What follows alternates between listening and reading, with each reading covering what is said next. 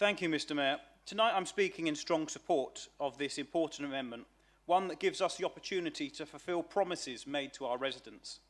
I want to start by saying it's a bit rich coming from the Lib Dem leader of the council, Councillor Conway, to hint at NIMBYism when he was recently opposing a couple of hundred homes in his own ward but wants to put 4,500 houses in Barkham and Arborfield. This is just hypocrisy. For several election cycles, the Liberal Democrats have campaigned against the inclusion of Loddon Valley Garden Village, currently known as Hall Farm, and Barkham Square in the local plan update. Yet now they control this council, we see no action to remove these sites from the plan. Indeed, both of these sites are in their plan that they have presented us with almost 4,000 houses and 600 houses respectively. Tonight we have the chance to act where they have not.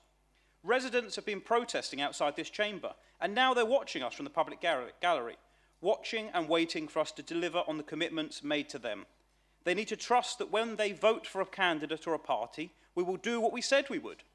If we fail to follow on these promises, we will risk losing the trust and engagement of our communities. We, the Conservatives, at the most recent local election, made it clear that we would remove Hall Farm from the local plan, and that is exactly what this amendment does. Our pledge was clear. We would fight against unsustainable development at Hall Farm, and this amendment is our opportunity to fulfil that commitment.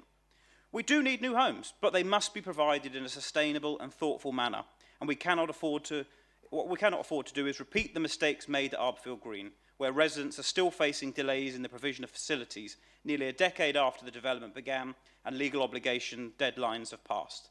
Despite promises made about local services, residents of Arborfield Green continue to rely on neighbouring areas for essential services like healthcare and retail. It's important to recognise that while changing the local plan at this stage may be difficult, it is not impossible, nor is it a reason to shy away from doing what is right. We were elected to make tough decisions, and our duty is to act in the best interest of our residents, not just to follow the path of least resistance. This amendment is not about opposing development for the sake of it. It's about ensuring that growth in Wokingham happens in a way that is fair, justified and sustainable, both for the borough and those who live here. We cannot simply push ahead with flawed proposals because changing them seems difficult. We must be willing to make the necessary changes, even when they are challenging. By supporting this amendment, we honour the promises we made to our residents. We can ensure that the local plan is one that serves the needs of our community without compromising the character of our borough.